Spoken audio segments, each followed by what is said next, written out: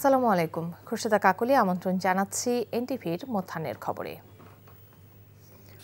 July August আন্দোলনে রাজধানীর চাংখারপুলে আনাস সহ ৬ জনকে হত্যা মামলায় আন্তর্জাতিক অপরাধ ট্রাইব্যুনালে আনুষ্ঠানিক অভিযোগ দাখিল করেছে প্রসিকিউশন।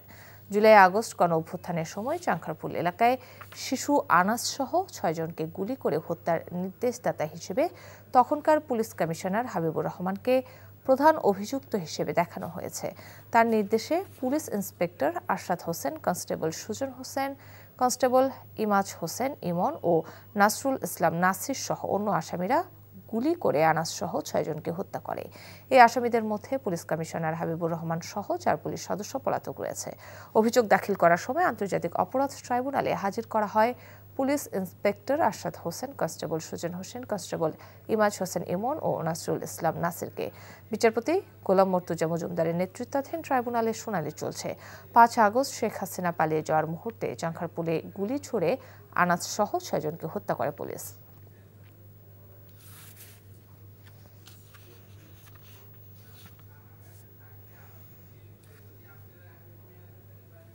চাংখারপুলের শিক্ষার্থী আনাস সহ ৬ জনকে হত্যার ঘটনায় দাখিল করা অভিযোগে কাদের বিচারের মুখোমুখি করা হচ্ছে সে বিষয়ে জানতে আমরা সরাসরি যুক্ত হচ্ছি সহকর্মী মইদুল ইসলামের সাথে।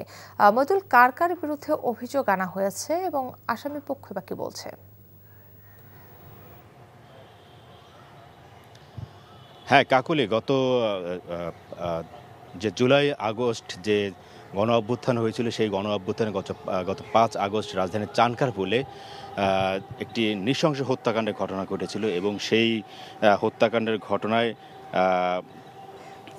একজন শিক্ষার্থী সহ ৬ জনকে মোট ৬ জনকে নির্মমভাবে হত্যা করা হয় এবং সেই হত্যার নির্দেশদাতা তদন্তে উঠে আসে সেই হত্যার নির্দেশদাতা ছিলেন তৎকালীন পুলিশ কমিশনার হাবিবুর রহমান এবং আরও যে পুলিশ সদস্য আছে তাদের সহ মোট ৮ জনকে মামলার আসামি করা হয়।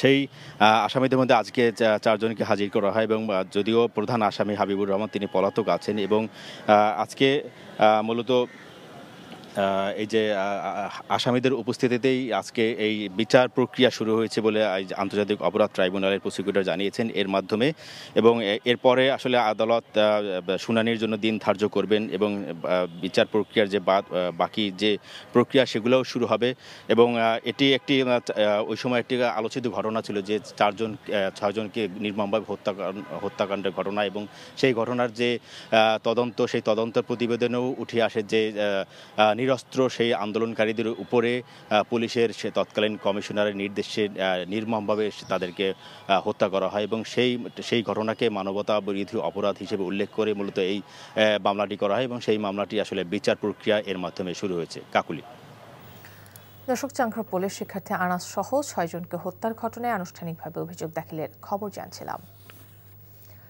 বিএনপি নেতা ইশরাক হোসেনের মেয়র পদে শপথের দাবিতে নগর ভবনের সামনে প্রতিবাদ কর্মসূচি পালন করছে কর্মকর্তা কর্মচারীরা। সেখানে রয়েছেন আমাদের সহকর্মী আপেল শাহরিয়ার, সরাসরি যাচ্ছে সেখানে। আপেল, নগর ভবনের স্বাভাবিক কার্যক্রম চলছে কিনা এবং সেবা গ্রহীতারা কি বলছেন?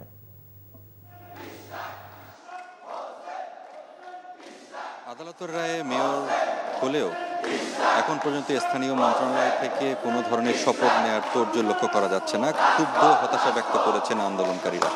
টানা ১০ দিনেরও বেশি সময় ধরে এই দক্ষিণ সিটি কর্পোরেশনের যে সেবা কার্যক্রমগুলো বন্ধ থাকার কারণে অনেকে যে নাগরিক সেবা থেকে বঞ্চিত হচ্ছেন। আজকেও আমি দেখলাম যে অনেকে এসেছেন, এসে যখন দেখলেন যে তালা মারা এবং বিক্ষোভ হচ্ছে, আন্দোলন হচ্ছে, প্রতিবাদ করা হচ্ছে, তারা আসলে ফিরে যাচ্ছেন। অর্থাৎ ১৫টিরও বেশি সেবা দেওয়া হয় এই দক্ষিণ সিটি কর্পোরেশন থেকে। এই সেবাগুলো না পাওয়ার কারণে তো অনেকটাই কষ্ট হচ্ছে নগরবাসীর। তবে আন্দোলনকারীদের যে বক্তব্য, যে আদালত রায় দেওয়ার পরও কেন এখন পর্যন্ত সরকার কোনো সিদ্ধান্ত নিচ্ছেন না এবং স্থানীয় সরকার উপদেষ্টা আসিফ মাহমুদের পদত্যাগ দাবি করছেন, বলছেন তার কারণেই এই শপথ নেওয়ার গড়িমসি করা হচ্ছে। অবিলম্বে তারাও কাজে ফিরতে চান, তবে দাবি না মানা পর্যন্ত, অর্থাৎ শপথ না নেওয়া পর্যন্ত রাজপথ ছাড়বেন না বলে হুঁশিয়ারি দিয়েছেন। তবে আন্দোলনকারীদের সঙ্গে কথা বলেছেন ইশরাক হোসেন।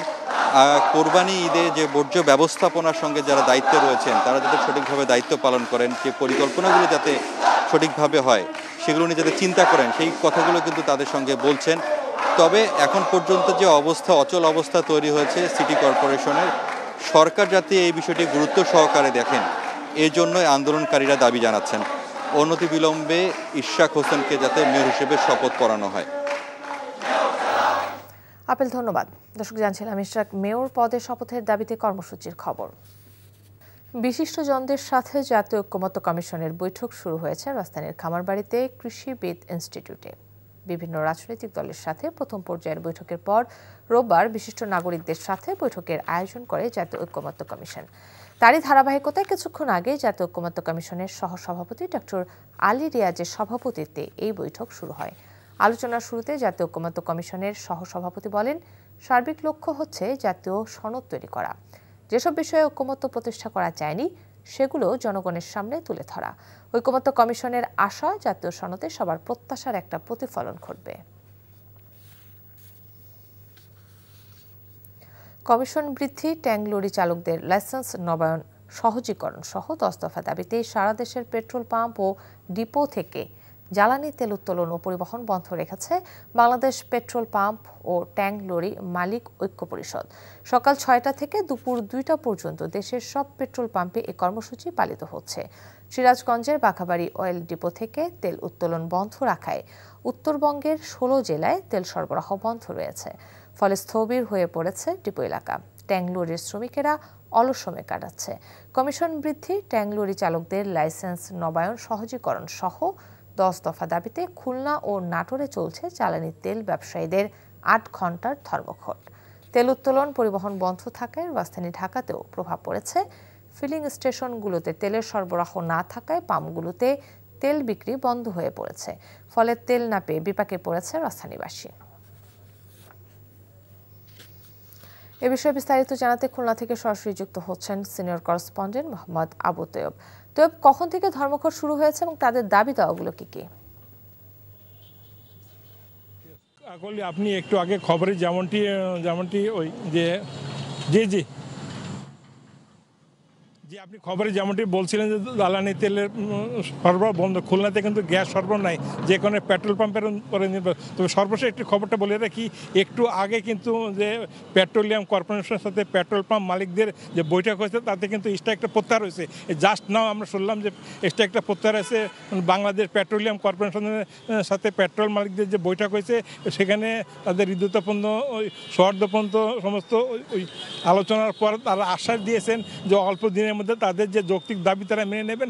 যে কারণে একটু আগে থেকে কিন্তু এই পেট্রোল পাম্পের যে ধর্মঘট সেটা কিন্তু প্রত্যাহার করা হয়েছে। আর একটা কথা বলে রাখি, এই পেট্রোল পাম্পের যে কমিশন দাবিটা এটা কিন্তু আজকের একদিন, এটা বেশ কয়েকদিন প্রায় তারা মানে বছরে 2বার থেকে 3বার তারা আন্দোলন করে এবং তারা আবার জনস্বার্থে বিবেচনা আবার তারা ওই ফিরে আসে। পেট্রোল পাম্প মালিক সমিতির যে সেন্ট্রাল কমিটির সভাপতি সৈয়দ সাজ্জাদুল করিম আমাকে একটু আগে জানিয়েছেন যে একটু আগে সফল আলোচনার পরে তারা এই ধর্মঘটটা প্রত্যাহার করে নিয়েছেন। জি আকল, এই ছিল খুলনা থেকে সর্বশেষ।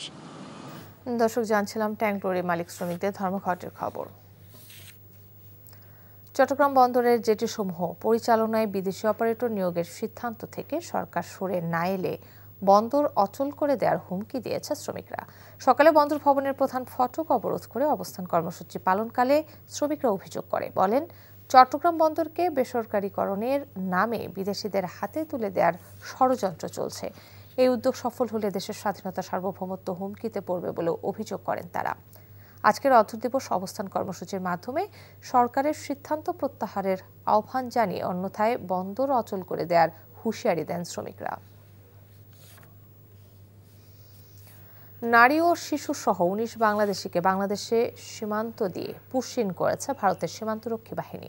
ভোরে মেহেরপুরের মুজিবনগর উপজেলার সোনাপুর মাছপাড়া সীমান্ত দিয়ে বিএসএফ তাদের বাংলাদেশে ঠেলে দেয়।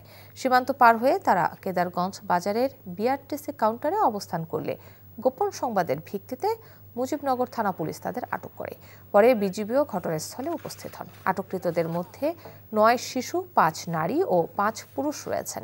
তারা সবাই কুড়িগ্রাম, লালমনিরহাট ও আশপাশের জেলার বাসিন্দা বলে জানিয়েছে পুলিশ। জানান, পুশিন হওয়া বাংলাদেশিদের থানায় এনে জিজ্ঞাসাবাদ করা হচ্ছে।